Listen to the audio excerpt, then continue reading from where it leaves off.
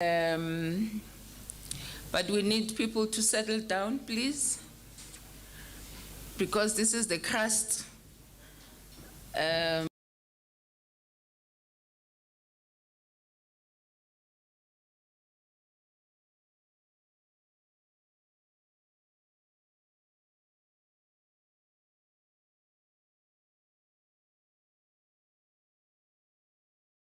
To the Department of Sports, Arts and Culture as broad mandates, the strategic objectives versus heritage and geographical naming mandate.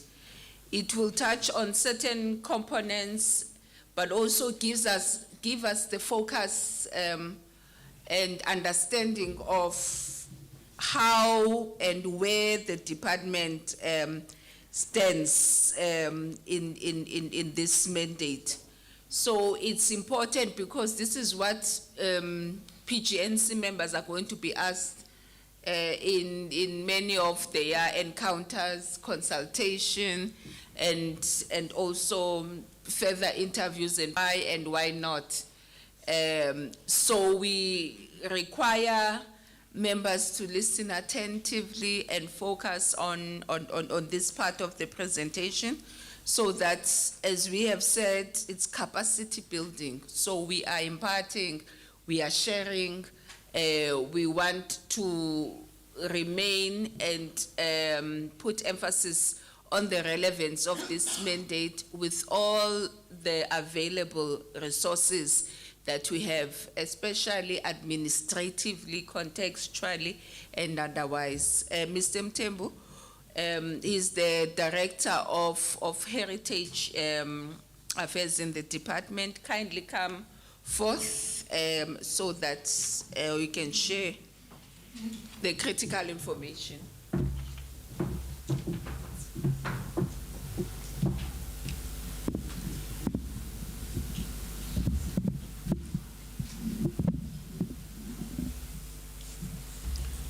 Thank you very much, Chairperson. Must I say good morning or good day, because it's almost 12 o'clock. Members, South African Geographical Names Council, Honorable Chair and Deputy Chair on my right.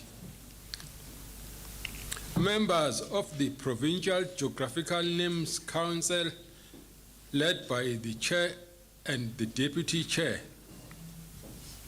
Representatives from municipalities, sister organizations like SALCA and SANRAL.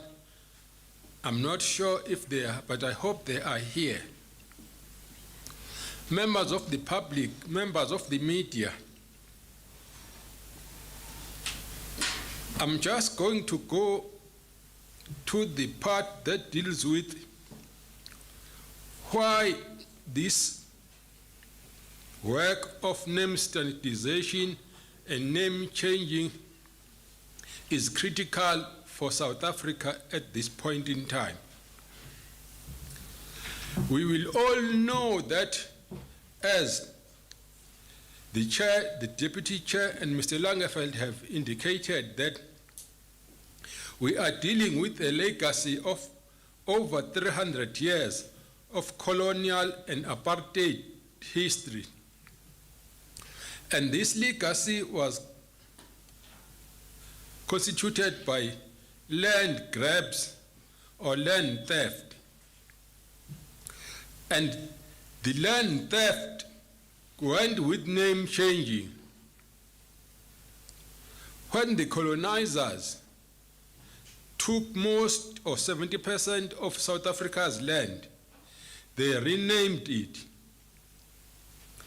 Every Dorpy, every town, every city that you know in South Africa got a European name. The few African names that you have are the places where black people were confined to, the 13%. Even the 13% that we talk about, maybe 40% of the 13% has got European names. If you talk about black townships, people who live in Soweto, even the name Soweto is an English name. Those that live in the townships in Soweto, they will say, I live in Deep Kloof, I live in Orlando. If you tell a person from Orlando that this is a European name, they will not agree with you if you tell them that that name needs to be changed.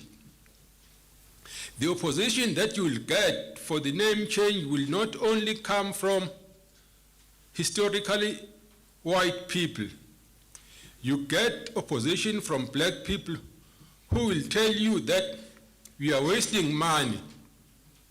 You need to use all the money to build roads, build clinics, and build houses. The problem with that argument is that the houses that you build, the clinics that you build, and the roads that you tar, you need to name them. You can't have a clinic without a name. So the work of naming and renaming has to happen, whether it's at a national, provincial, or local level. The colleagues that have come in front of me and the chair and the deputy chair have indicated that we work based on the South African Geographical Names Council Act 118 of 1998. It is the first democratic legislation that allowed members of the public, municipalities, and our institutions to propose name changes because of the history that you have of apartheid, colonialism, and slavery.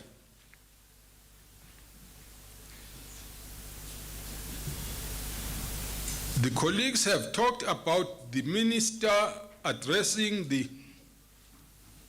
provinces, SALCA, and the then National House of Traditional Leaders. Now it's the National House of Traditional and Khoisan Leaders. This change of the name of that house is because the house was excluding a very important component of South African society, the Khoi and San communities. They were not reflected in the previous legislation.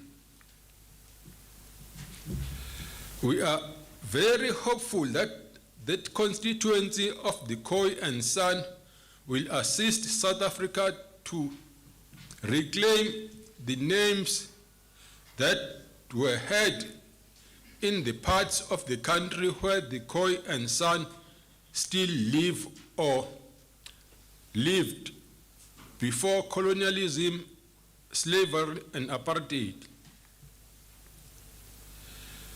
The work of name changes and name standardization does not originate from the South African Geographical Names Council. It also does not originate from the Provincial Geographical Names Committee that we are meeting with today. Those names that need to be changed must come from members of the public, people in municipalities.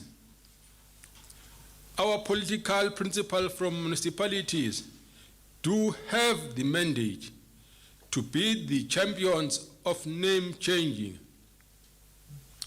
So what happens in practical terms?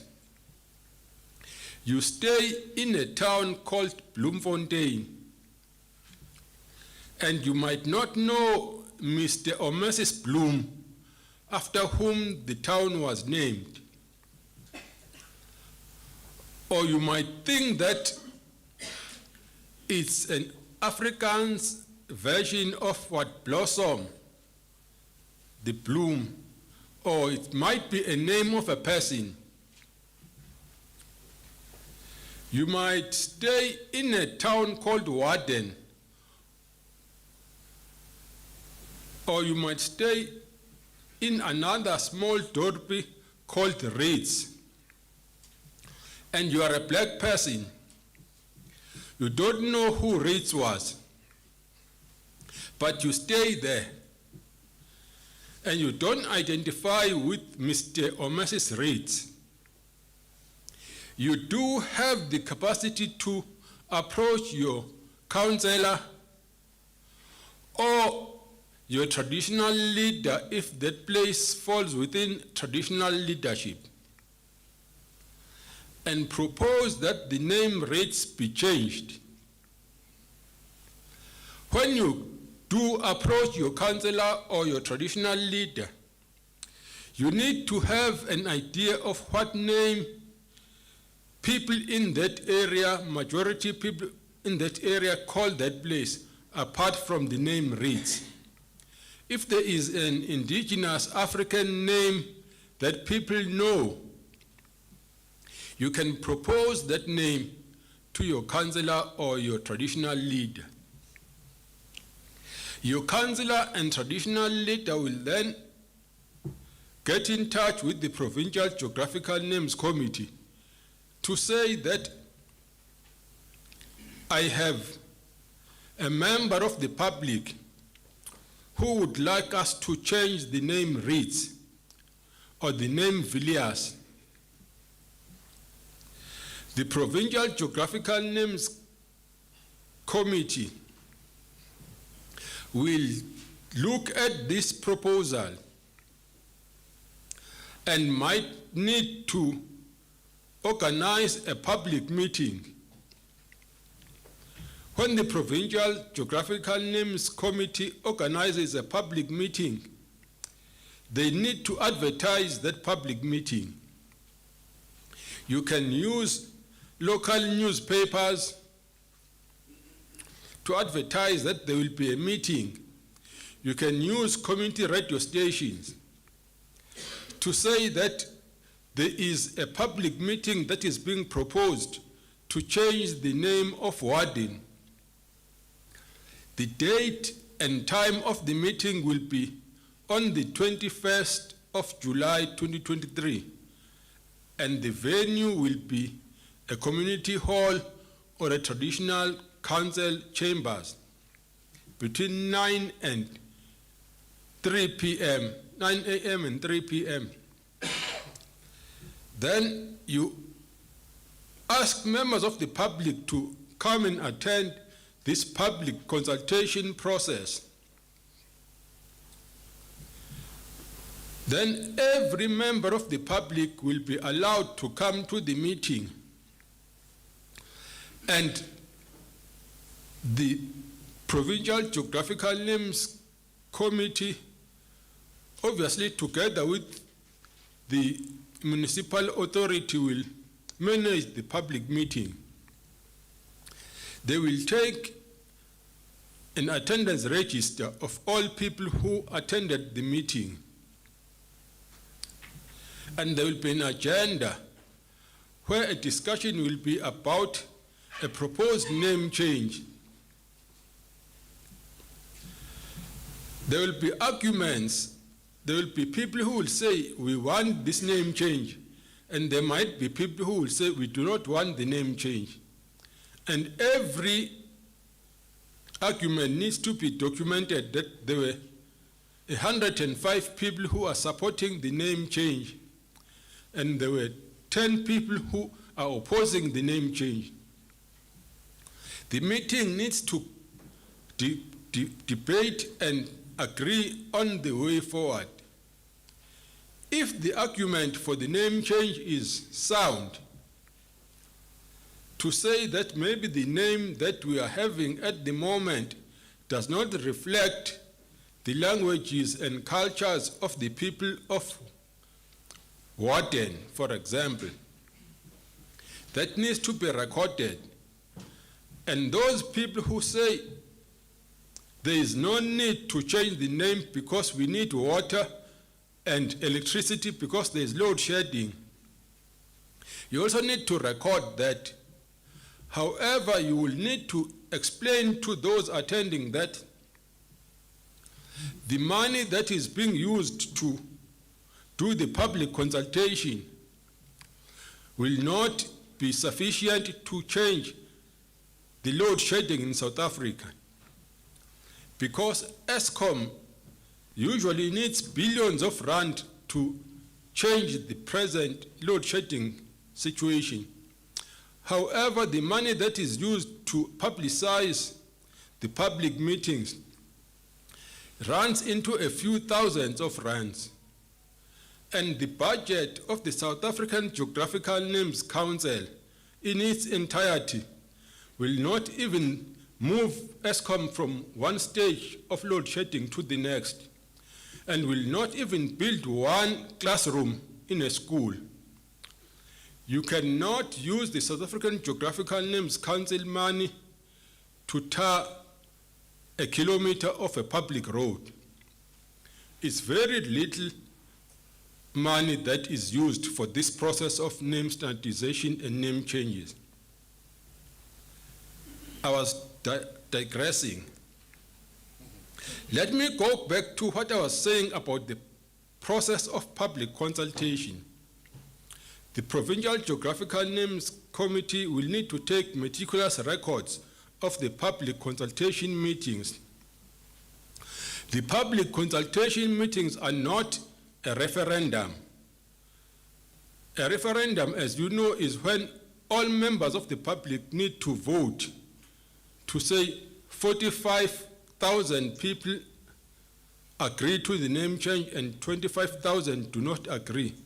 That's a different process.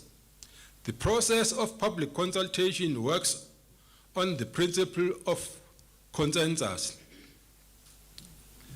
Consensus means that the majority of the people who attended a public consultation meeting agree that a name change needs to happen, and it should be recorded as such during the public consultation meeting. Normally, place names fall within a municipality. That means that it's very important when public consultations happen that municipal authorities are always consulted. I'm saying that because you will find situations where a Provincial Geographical Names Committee will host a public consultation meeting, keeps records, and then at a later stage, the names, if a name that has been proposed has been approved by the minister and gazetted, is challenged in court. The applicant will then say, you changed a name of a town called Port Elizabeth to Gqeberha, but the people of Port Elizabeth do not like the name Gqeberha. They prefer Port Elizabeth. If you then prove to the courts, if this matter goes to court, that you had kept meticulous records of public consultation meetings, you invited people to come and attend the meetings, you advertised the meetings publicly and invited everyone to attend the meeting, and you found that 45 people attended a meeting at the now Port Elizabeth City Hall, and 40 of those people supported the name change to Gqeberha. You can then say that you consulted. But if you do not keep the records and also keep the record of people who objected to the name change, the courts will say to you, your records are not representative of what happened at the meeting. The problem that you will find as the Provincial Geographical Names Committee here in the Free State is that there will be people who will be telling you that You need to use the money for the Provincial Geographical Names Committee to build roads, to build schools. But as I've indicated, that the monies that you are going to use for the Provincial Geographical Names Committee will not be enough to build even one classroom or 1 kilometer of a public road. And it's also a mandate of this government to transform South Africa's naming landscape from pre-colonial, colonial, and apartheid legacy. I usually give an example of a person who comes to your house, fights with you, takes over your house, and then lives in your house and renames your house. And then after negotiations, they allow you to come back to your house, which is what happened in 1994. You were allowed to come back into your house. But the act that we have says that you must negotiate with the people who took over your house and consult them when you want to rename your house. So that is the political situation which we have as South Africa. You have to consult. You can't rename South Africa or any part of South Africa without consultation. Even if the names that we have were not consulted with. I do not remember any public consultation about naming this town Bloemfontein. But if you want to rename Bloemfontein, you need to have public consultations. And if you do not show that you have consulted, you will not be allowed by the courts to rename this town. So we need to follow the legislation to the letter. It's not something that we would like to do as the national government and as provincial government or as municipalities. It's a mandate that we need to do to change the legacy of our heritage landscape as a country. If our children and our grandchildren ask us what we left for them, we'll tell them that we found a country that was stolen and renamed, and we left for them a same country that is still stolen and is still named after our colonizers and people who governed us under apartheid. As Mr. Langeveld and the chair and the deputy chair have said, we need to leave a legacy for our children that they will be proud of. And that legacy should also reflect their languages, their cultures, their heroes and heroines. There was a press conference that happened during the break where the members of the podium were asked by young people who were members of the media of why the young people and women are not really reflected in this name change process. And the Act of Geographical Names Council says that any person over 18 and above can participate and propose a name change. We also can propose name changes after women. The only province that I can see that has had a name change after a woman is this province, Brandford to Winnie Mandela. You will know that Brand was a president, I think, of one of the African republics. And Mama Winnie is one of the struggling heroes of South Africa. We need more of the names that reflect those heroes and heroines, but not only politicians. We can have a name change that reflects a local hero who might not have been a politician. That will be highly appreciated. I'm not very sure if you can have a name change after a young person at this stage. If you are 18 years, you should have done something for your community. But it's very unlikely that you would have done something very memorable for the community at the age of 18. But the law does not preclude us from naming features after young people. So let me just end there and hope that the Free State is going to go around towns, villages, and dorpies to create awareness so that when we leave and the young people take over, the country will reflect their languages, their culture, and their heritage. Thank you very much.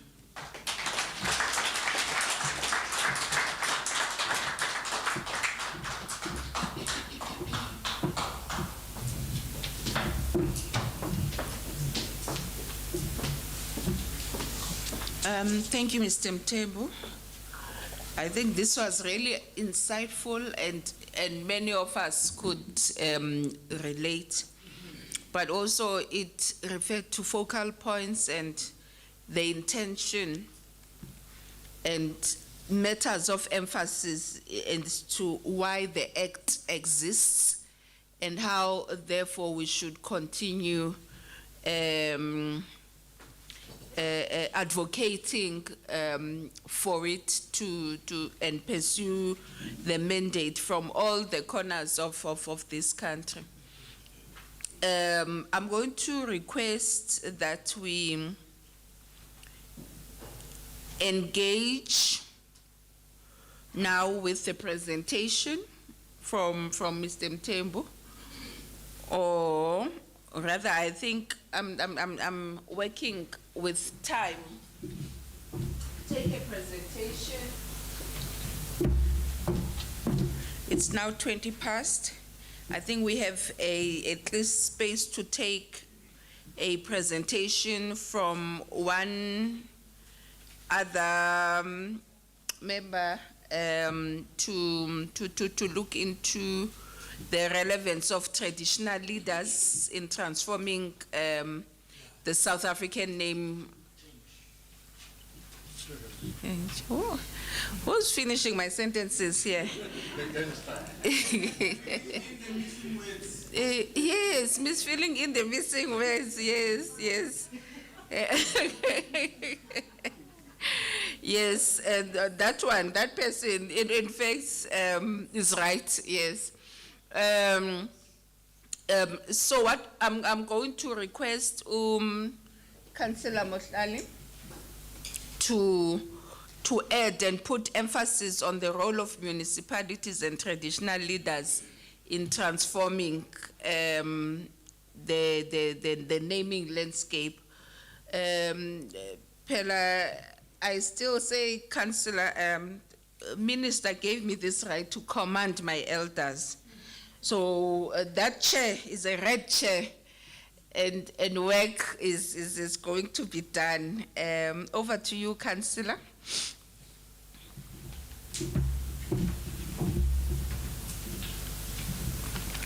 No, thanks, Chair.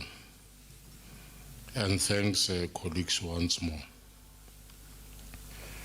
And I only hope, pray and trust that representatives of, or a representative of SALGA is amongst us. I won't even check whether he or she is here. I might get intimidated. The purpose of that is that SALGA is it's a representative body of local municipality structures, which then therefore means that it plays a very important pivotal role in the work that we are doing. And I'm going to illustrate that by going back to the Act. The Act expects of us, as the South African Geographical Names Council, to facilitate the establishment of provincial geographical names committees. In turn, provincial geographical names committees must facilitate the establishment of local geographical names committees. More often than not, I don't know whether it's because of resistance, of people not being very sure of what to do and when.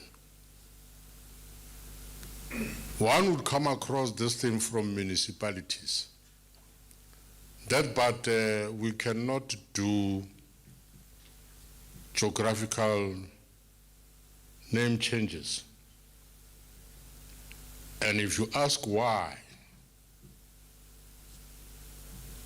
they are quick to say to you, it's an unfunded mandate.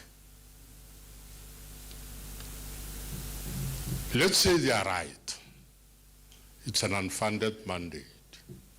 There's no way in legislation where you can find expression that local municipalities must participate in the geographical naming process. However, local municipalities are empowered by the acts that are applicable to their work.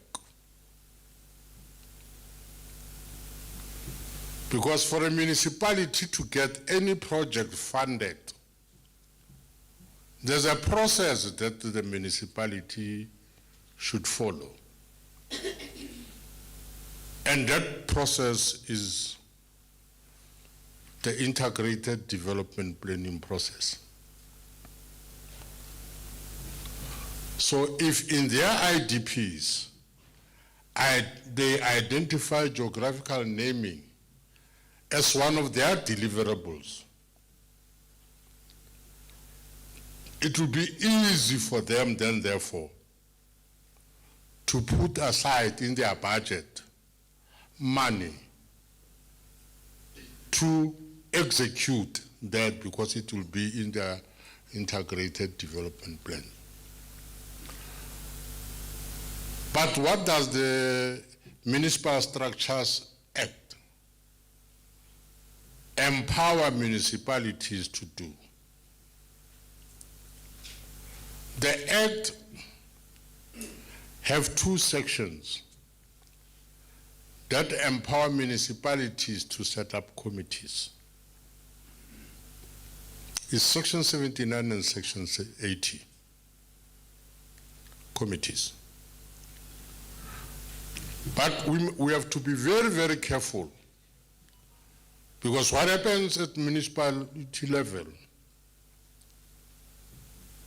is that a Section 79 committee will constitute entirely of councillors. Okay, the difference between the 79 and the 80 is in terms of who chairs it. The other one is it's more stringent. 80 is chaired by the MMC, and 79 they can elect their own chairperson. Now, having said that, but there's nothing below that that prohibits the municipality to set up a community representative committee. I used to call them the planning zone forums. That you have as a local planning zone forum, and then you then have a citywide planning zone forum. So you are allowed to do that. But what will then be the task of these structures that we are talking about. You see, through the planning process of municipalities, more especially city planning, is that municipalities have a task to name and rename streets and public places, parks and so forth, cemeteries, blah, blah, blah, blah, blah. And the most important innovative way that municipalities can assess the process is if each municipality can have what we call a names bank, where they ask from members of the community to deposit names. And names can be deposited around specific themes. I always argue that municipalities can assist us by dividing their areas of jurisdiction in terms of specific themes. Let me give you an example of the municipality I know most, which is Tshwane. You can imagine if all the streets around Loftus are named after sports heroes. So if you are in Tshwane and you want to go to a street called Jan Malombo Lechaba, a person would know immediately, even if he doesn't know where the street is, but he would know the direction. Okay? And then you have another precinct being of people who passed away in the different massacres that took place in Tshwane. The Mamelodi massacre, the Winterfeld massacre, and so forth and so on. So this is the easiest way in which municipalities can assist. But it will not mean much if this is not reciprocated by the support from SALGA. Meaning then, therefore, representatives of municipalities, when they are at SALGA, they should champion resolutions that see to it that this is done. I'll give you some short history into the street naming in Tshwane. When 25 streets were identified in Tshwane, and it was said these 25 streets have to be renamed. Tshwane had to be very careful. One, we must avoid overutilization of names. You know, this thing of a person living from Nelson Mandela Street into Nelson Mandela Avenue, into Nelson Mandela Highway, passing Nelson Mandela Village, going to Nelson Mandela Airport, cannot be correct. Cannot be correct. So it must be avoided at all costs. Because the name gets tired. Le nangalap, ontsore ntongwe lengwe ke tšone, amen. Le ntlwana ya mpia ore ke tšone. It can't be. The other way that municipalities can assist with is actually with awareness campaigns. During their consultation processes, more especially during the IDP process, they can make it a point that people around that area are made aware of this work that we are doing and how easy this work is. I mean, that application form you can fill it up. I nearly said something which was not, which we did, which was not entirely correct, but I won't say it. But you can fill that thing during the consultation process. You can fill up that form. It doesn't need rocket science. So municipalities must have in them the will to participate in geographic name changing, as opposed to their resistance to the process, because it would only assist them. I remember during the Brandford process at the very beginning, and I'm happy that municipality did not carry that through, because the mayor then was even of the view that maybe naming Brandford after Winnie Mandela was not that appropriate. He was even suggesting naming the whole municipality. I think the name of the municipality is Masilo. Masilo Nyana, I hate Nyana, Tsekarudi. But be that as it may, Kenyana Yawona Siak. And I found that to be very progressive. But only local municipalities can name local municipalities. Because a local municipality is an area bigger than just a town.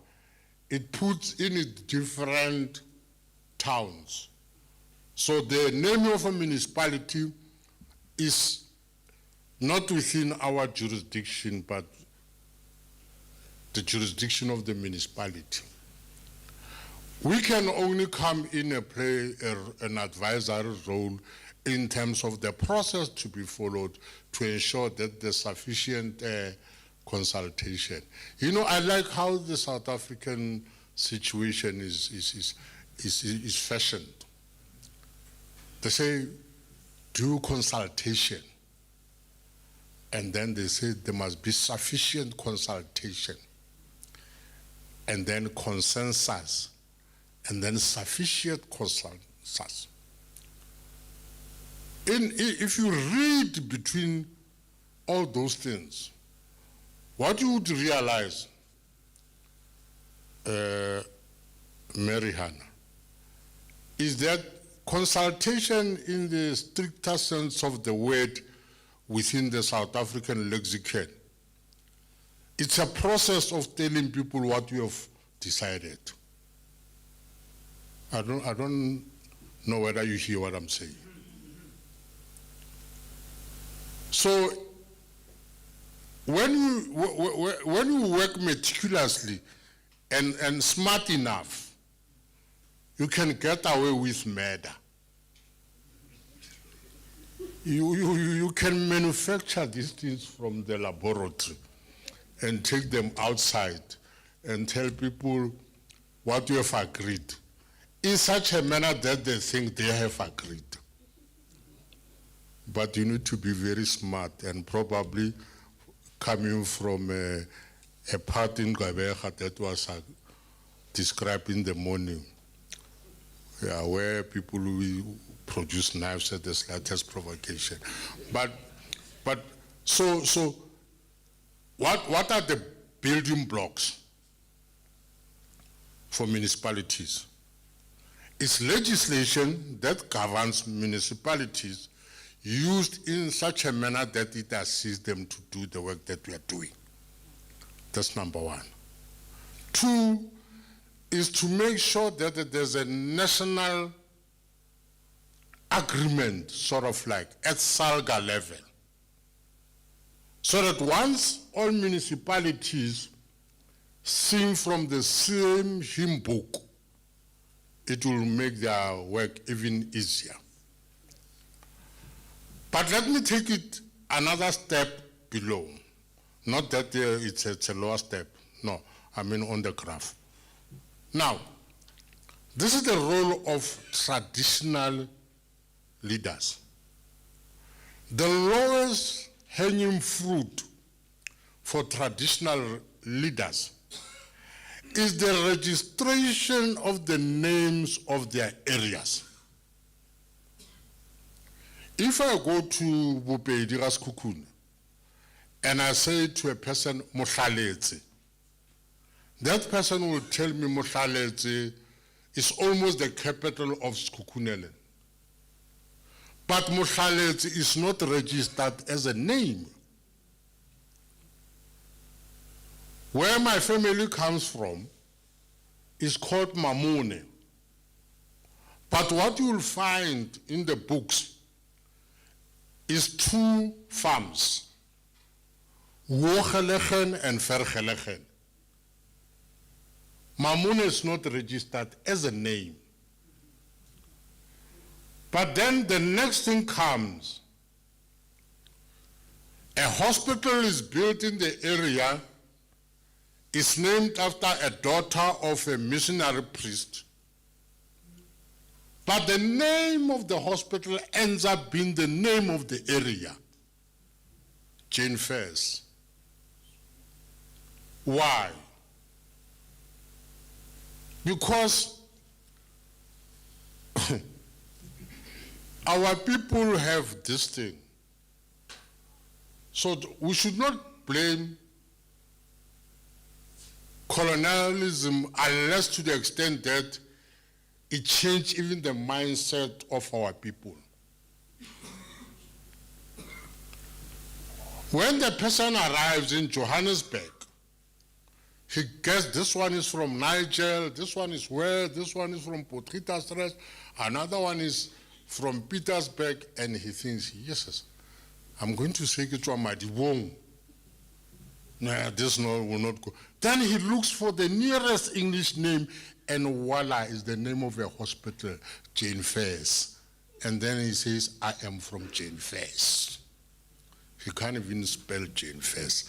I'm from Jane Fairs. So now you Magnet Heights. What you see? What Heights?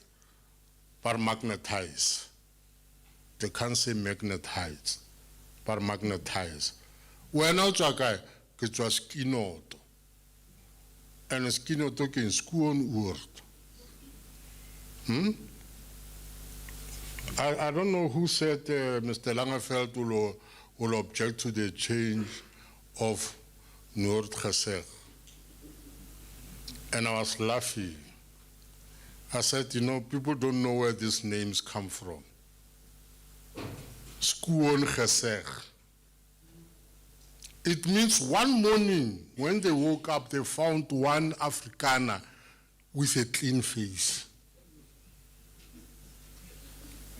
And then they said, it is Skoon-Geseg, and the plek is Skoon-Geseg. And they went to another area, they spoke to one, he could not understand them. They said, die het nie gedacht. Nooit gedacht is. And you go, and you pride yourself about such names. And I know, if you go through the Free State, or Tatshoog, some of the names, because we want to have, and we think it's English names. They are not even Africans. Even the spelling is not Afrikaans. Okay. But here is another thing. The new settlement areas that come under our municipalities are given horrendous names. Padzima. You think they are talking about something, Kantibara something. Serope seabe nyakitse go iragala eng. Serope mperekele. And a person ka mo taxi ke fulwa ka mo ko serope. Tonoza. Monna lwale. Fulwa mpeto. And where we say we honor our heroes, Ever Tamboville, Kimoho Tsara newspaper every weekend, most crimes were committed to go there.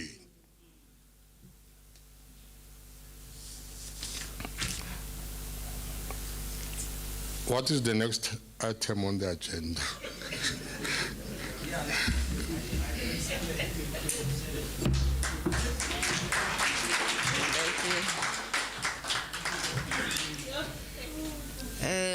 I think it's as clear as water now. Yeah. We couldn't have done it any other way. I wanted to check if members in plenary would want to engage now, or we proceed with the subcommittees now to complete the overall structure and how we proceed. Members, are there takers for questions between Mr. Mtembu's presentation and Councillor Mohlala's input on relevance of traditional leadership and municipalities in our work? No takers yet? Sorry? No questions? Or there's a question? Can we have a mic? We are on record.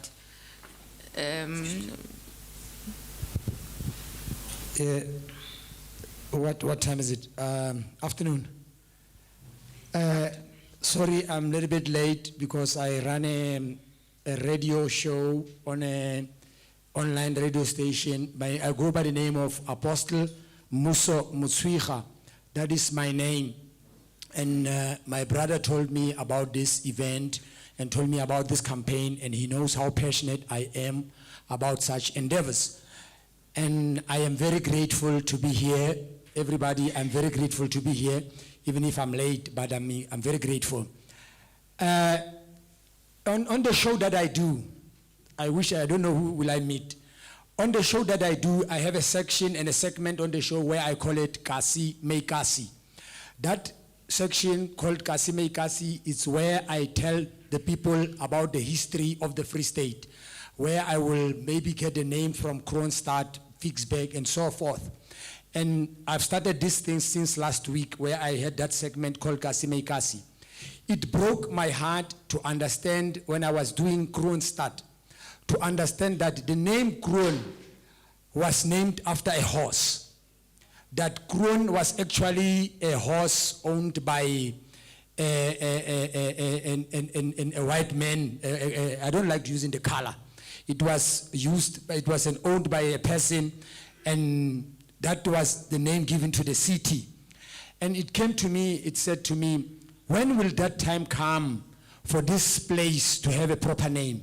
Then I moved, and the next day I did another town called Vicksburg, only to understand that Vicksburg was named after Johann Fick. It is a town that was captured by this guy by the name of Johann Fick. And I said to myself, I'm doing this thing, Kasi May Kasi, trying to teach my people about their province and so forth. But I still continue to embrace the names of the horse, the names of Johann Fick and so forth and so forth.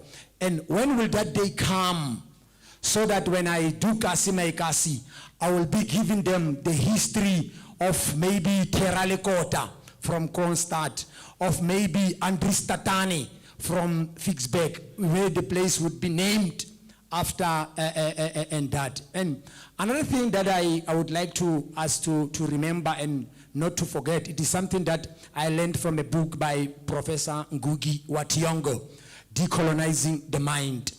It is that apartheid and colonialism were total. Apartheid was in the classroom, apartheid was in the church, apartheid was in the bank, apartheid was in every sphere of life. And if we really, really want to address apartheid and all its horrible history, we must address it in the classroom, address it in the church, address it in all areas, even the most crucial area. It is the psychological space, where even Steve Biko said that we really need conscientizing our people. My wish is for this campaign not to be only here. It is for it even to go down, where it ends up having campaigns in-depth classroom where it will be a campaign that goes to the high schools, that goes to the primary, so that it can work to conscientize and decolonize the minds of our people. That is my only input, and I thank you. Thank you very much. Thank you. Those were comments. Fortunately, on your left and right, you are sitting next to council members. And then on your far left, you have a provincial representative in our council, Betladi, we can have further conversations. But you, Apostle, and many other South Africans, as long as you are over 18, you can submit your name change initiatives. So it is not for us as council. We receive and preside over the names. I'm happy that there's a program that pursues this so that we are able to talk more about these ventures. Over to you, sir. I saw a hand. Was it you? Yes. Yes. Thank you. Good day, everyone. My name is Itumeleng Motobi. Actually, my name is Abraham Joseph Itumeleng Motobi. The Motobi Sene. And I got a comment, maybe, and question there. But I will start by saying, in education or educationally, I've done only standard 10. And I am matric. I passed matric, and I never been to university or higher learning institutions. And sometimes I wonder about those who went there, because I'm one of the people who went to Mokgabulo during early 90s. The ANC Mokgabulo and the PAC Mokgabulo, and we were taught there. So when we come to the naming of the renaming and the purpose of today, let me say it like that. People are like, they follow the leaders or the people who are talking, like maybe you'll understand me, who are choosing to say something there. And while I was learning there are things which, like, I hear the words like land grab and theft. And I don't hear a word saying conquering, that there were places which were conquered, because in history, we were taught that other places were conquered. Now, when we change when we rename this, the places which were stolen or grabbed or conquered, people follow only when they say, you will hear the heroines and heroes. The pastor just implicated about the horse.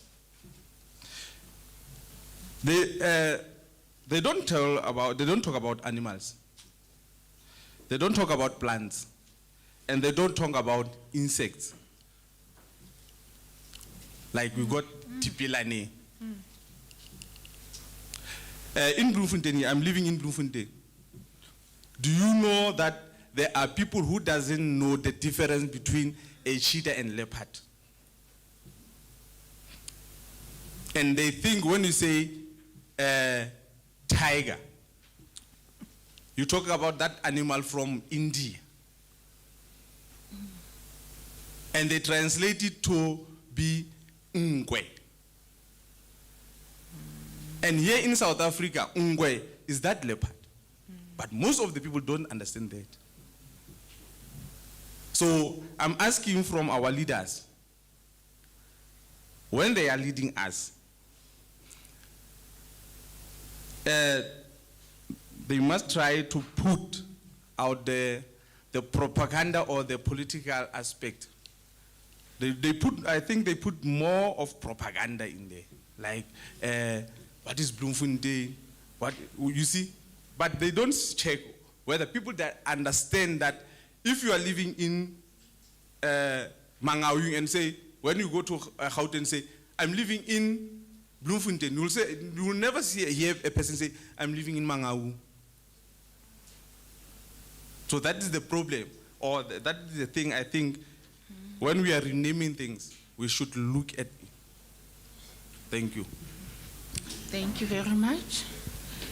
May over there and in front of me. Okay, 4 more hands. Let me start with my far left and give them attention. 1, 2, 3, all those hands so that we don't hop. And then one more hand in front of me. Yes, proceed, ma. Thank you, Chairperson. My name is Silteng Kwaele. I am the Chairperson of Free State Heritage. I would like to speak on the point of relevance, and I would also like to address or pick up on the Deputy Chair's address on Salga and traditional leadership. I also want to encourage us as a country to remember that we have to take on the role of change and education of change in our geographical name settings. I loved that he said that the local municipalities have the responsibility of naming new areas or renaming areas within their jurisdiction. That is beautiful. And would like to implore both local municipalities and traditional leadership to look to expressions that reinforce who we are, where we come from, and what we are made of. To look to names that help us build our communities, that help us teach our children about our heritage and our belonging. I'll make an example.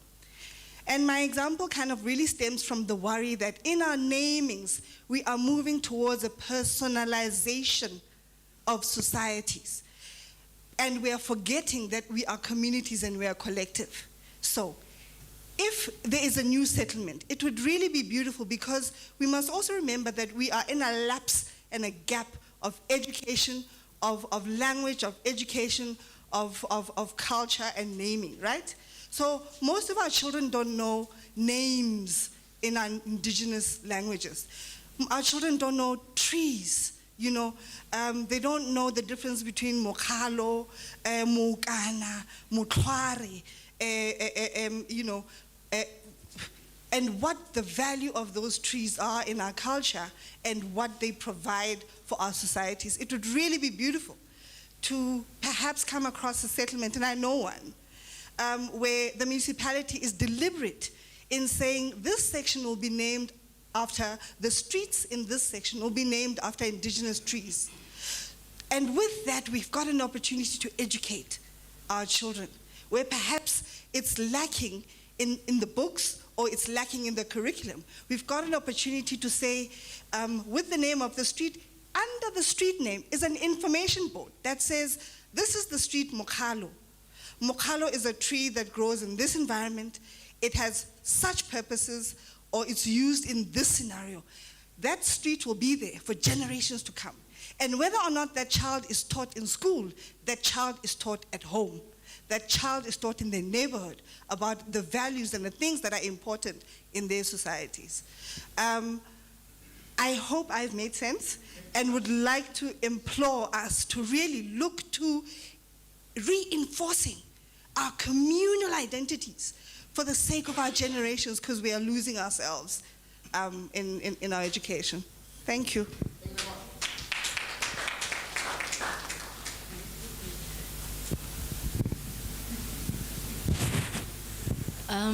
Good afternoon, everyone. My name is Katlego Mafatle. I'm from the Business Civility Chamber of Commerce and Industry in Mangaung. I'm the secretary. I'm here to plead with the House at large that let us not turn a blind eye when it comes to disabled society. Because as much as we are changing names of the places that we live in, we must remember that we have these people as part of the society. I hear the percentages were mentioned and everything, but I do not hear anybody saying anything about disabled society. And I feel like it's time that we include them, because as much as they might be silent, they are not able to voice out, or they do not have the opportunity to voice out their opinions about this. At the end of the day, it's going to affect the decisions we make about the environment they live in. It affects them as much as it affects everybody else. And I believe that they have equal right to have a say about it. So we have what committees and everybody else and our traditional leaders that have meetings, but you find that the messages and the information do not arrive in time to these people. So can we go back to our drawing board and make sure that they are represented in the committees that we have, number one. Number two, the we utilize the platforms we have so that they can also be accommodated in time, so that they can also voice out their opinions. Because remember, during apartheid and those ancient times, some of their disabilities, they got their disabilities at that time. One was not born with disability, but because of they were fighting for our land to come back and everything else that we have today, that we are privileged to, that's when they got the disability. But it's painful when it comes to them and their families, that today they are being sidelined as if they did not contribute to the South Africa that we live in today. I thank you. Thank you very much.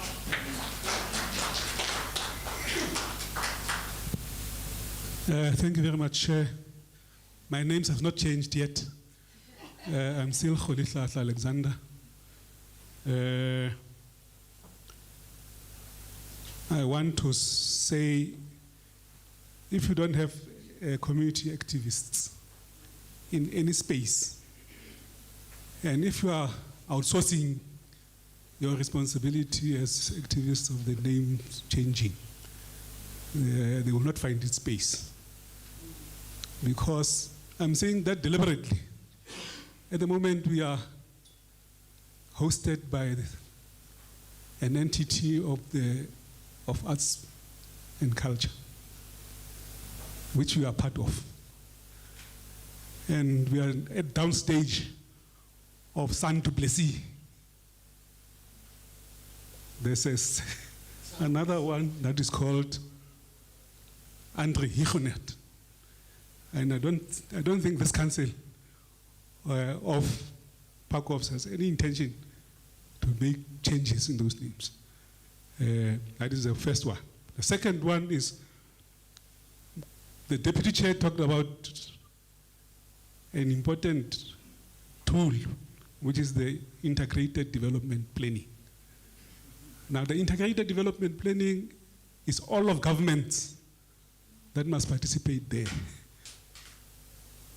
So, the Department of Sport, Art, Culture and Recreation must go and all of us who are activists in the name changing must participate in those processes.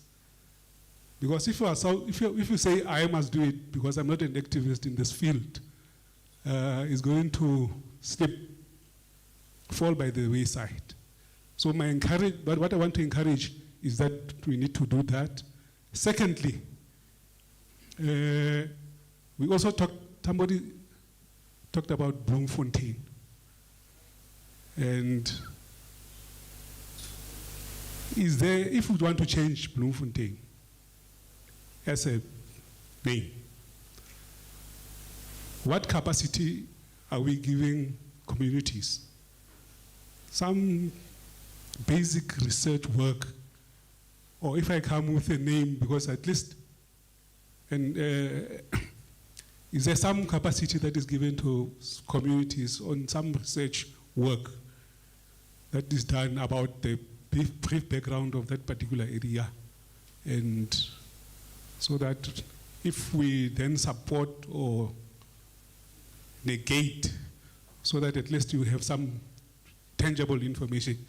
Because I'm told Bloemfontein is named after Bloem, who's a descendant of Adam Kok. How real is that? Thank you. Okay, I'm going to ask Chairperson of, is it ERTA, to just, yes, I've noted you, to prepare a response along those lines of the research and how we interact with research and how critical research, yes. It's in the presentation, yes. So after this question, and then the subcommittees are going to come in, and then please try and put further emphasis on that question. Over to you. No, thanks very much, Chairperson. My name is Neheng Mopedi. I'm the speaker in Mwate local municipality. I just like first to welcome the presentations that were made since we started, but I just want to also to request the presentations that were made so that we have those presentations. And on the presentation, it was said the Free State is moving very slow regarding the process itself. And really, it is disturbing if you are in a meeting and you hear that the province that we are in, it's moving very slow. We do have documents in place, policies, but implementation, it's a problem because we don't have people who are monitoring the process itself. And remember, we are the new administrations. That needs to be taken on board on the process of this naming and renaming of streets and the buildings. I think to strengthen the intergovernmental relations is the responsibility of the department and also SALGA, maybe to have the team who will go to different districts and to come up with terms frames. Because remember, when the presenter was doing the presentation, we need to have policies as municipalities, of which we do have, but we don't have committees recently. The presenter is correct, Section 79 committees, to make sure that we go out there and make sure that we speed up the process as different municipalities. I think the team of PGNC of Free State, they have a lot of work to do. They must come to us as municipalities so that we are able to implement what we're supposed to do. The names of new settlements really are disturbing, and we are in democracy. We can't allow, so it shows that people are leading themselves. We are not leading them. Thanks very much, Person. Thank you, Mayor. I think it's good that we also have local authority in action, and now that we know, at least we will get further engagements through your municipality, and you will also contribute and assist in processes. I'm going to ask the chairs now of committees, start with Education, Research and Training Chair. Give you, please, Chair, come forth. Are you not? Yes, we need to see you. And then ask the second chair, Planning Subcommittee presentation, to also, whilst presenting, touch on the monitoring aspect, how from our end we do monitoring as well. And then let the Legislative Review Subcommittee touch on the elements of their mandate. Over to you, Councillor.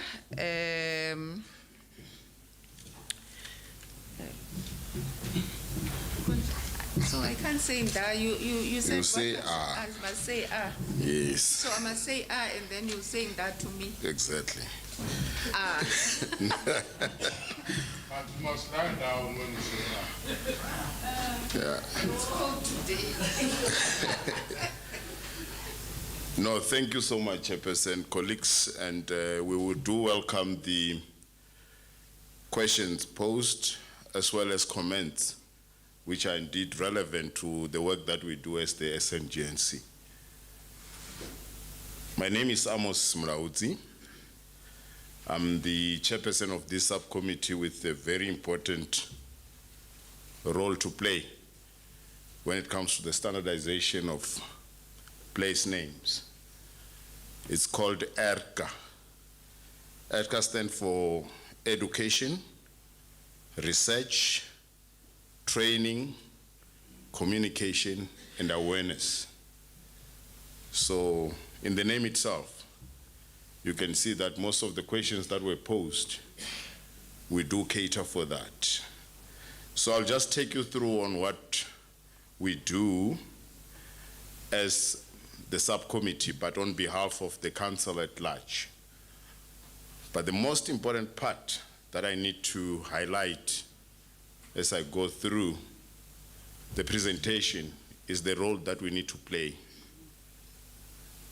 as South Africans.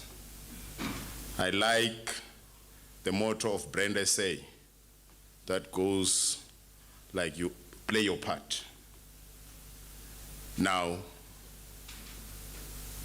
when it comes to this committee, we say play your part in the transformation of the place names. So it's the responsibility of each and every South African to participate in this process. But it's not just the process of changing names for the sake of changing names. There are reasons behind why government is spending money in this process. For instance, we are saying play your part in the transformation. So some of the place names are not transformed in the sense that to some they sound offensive. In other people's minds, they are not relevant, and they are not representative of the community in which, if it's a feature or a settlement that they find themselves in. But it's your responsibility as a community member to play that role and make sure that it's transformed to such an extent that it's acceptable. So, what we are saying here is that it's not only the responsibility of government, it's not only the responsibility of the SNGNC. We avail a conducive environment, the platform for you to play that part, to play that role. So we facilitate. So it's very important that as and when you're given an opportunity within the prescripts of the legislations that are passed in line with this, that you take advantage of that and play your part. So this process of place names or standardization, over and above whether it's the wishes of the communities, but it's also to redress the past imbalance when it comes to the heritage landscape of this country.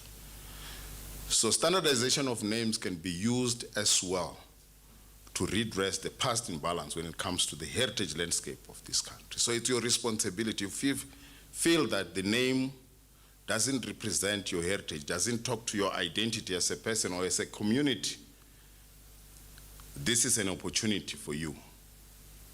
So place names, geographic names, it's about that redress of the past imbalance.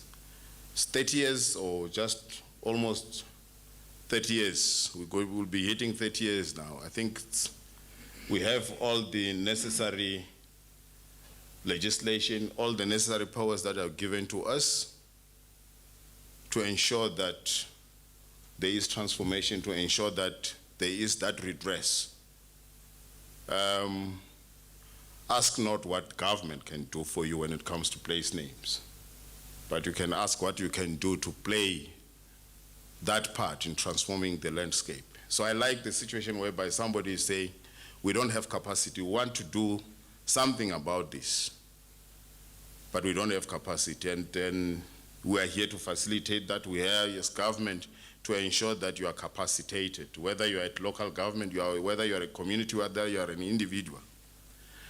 But before I start preaching, because that's some of the things that I do on my other side, as a side hustle, let me focus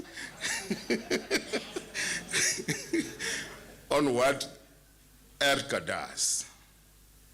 So as indicated, our role as a subcommittee is to advise the bigger council on what is it that we can do to educate the public out there on the work of the Geographic Names Council. Areas of research that needs to be focused on, because as and when you're submitting a name, the application make provision for you to also indicate to us the reasons behind. You don't just decide overnight to say you want to change this name to this or replace this name with this one. But there has to be research undertaken that informs that decision. What is the meaning? DC was giving examples of some of the names that are not even relevant. Mpinde Foot. I mean, it doesn't talk to issues around social cohesion, nation building, and national identity. So you need to come up with names that are progressive. So our responsibility is to ensure that people are educated about the role that we do as government when it comes to this process, research that needs to be taken. If there's a need for training, this is part and parcel of training the newly established PGNC in the Free State. I know they have people who have been there before, people who know. I was listening to the interviews. These are people who understand what needs to be done when it comes to this process. But we are here to re-emphasize that there is training, so that when you go to local council as PGNC, you also train, because the Act talks about local geographic names councils as well, committees as well. So it doesn't stop at PGNC. So you become the leg, so that you are also in a process to educate, assist individuals or applicants with research, train them on this issue, communicate what needs to be communicated. But of importance is to create awareness, because people will never value the importance of this process if they are not aware. So this process that we have here, coming down to Bloemfontein, is to ensure that people become aware of the work of the SNGNC and start participating and play that role. As a subcommittee, we are responsible of assessing names. And we look at names that are compliant. Mr. Mtembu spoke about what needs to be done, what entails the form, issues of consultations.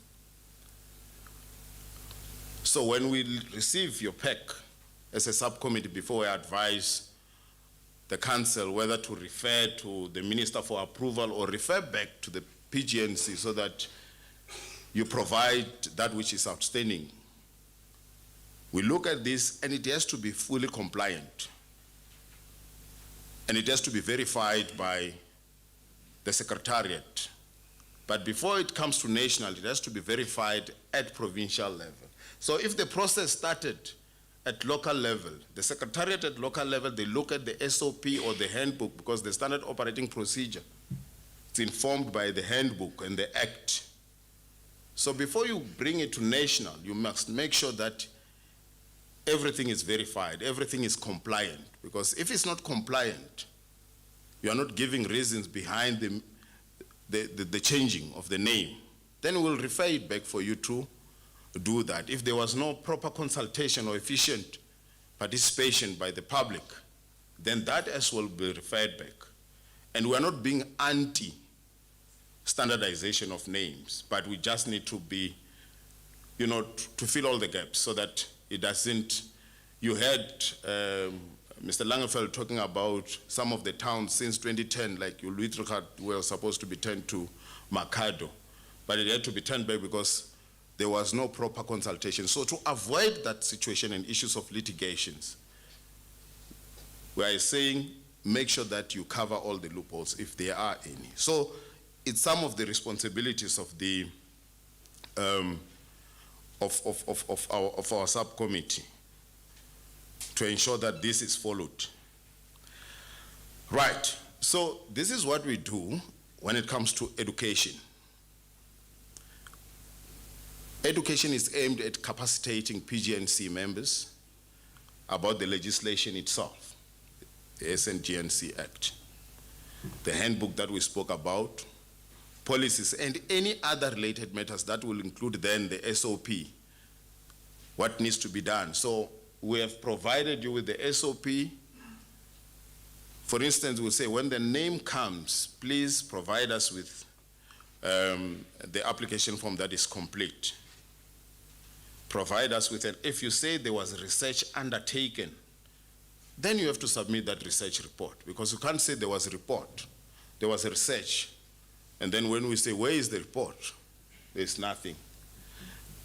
You can't say that there was consultation, people attended meetings, and we say give us the attend register at least, nothing. You can't say that you have engaged people so that they become aware of the process itself, posters, adverts, calling them to a meeting to say there is this process. And if you indicate to us that you have done that, but when we say where's the portfolio of evidence and there's nothing, then we refer it back before we are litigated. So education is about that. We also train PGNC members, including LGNC's members, on a number of things, including issues of coordinates, because you can't talk about a feature and you don't give us coordinates. So issues of map reading, GIS, we have got resources in the council. We have got researchers, history, people with PhDs when it comes to historical issues. Maps, we've got Stephen, GIS, Stephen and Ndicheni, they are here. We have got people when it comes to pencil, when it comes to language, because the meaning is very important. The origin of the name where you're deriving this, especially languages as well, is very important, because sometimes you will say this whereas it's not the same. I think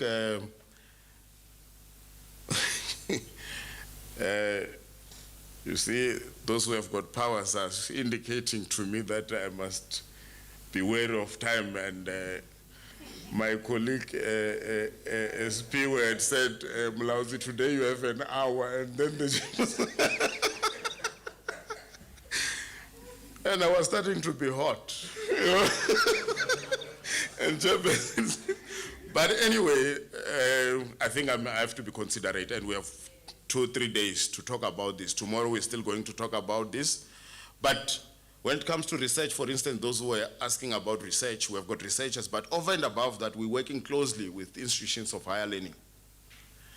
As the NHC, we have also provided that to say if you need research related, we're in partnership with institutions like UNISA. We've got researchers based at our institution.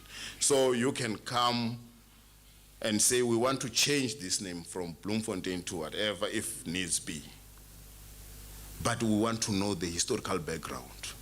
Because sometimes you will say you want to change the name, whereas the name has nothing, it doesn't have a problem. Was the SNGNS, the handbook, standard operating procedure informed by the handbook, and the application form. So the application form is has to be complete. So if it's not complete, be rest assured, I'm one of those bearing provinces, and we're not going to recommend to the minister approval. Thank you so much.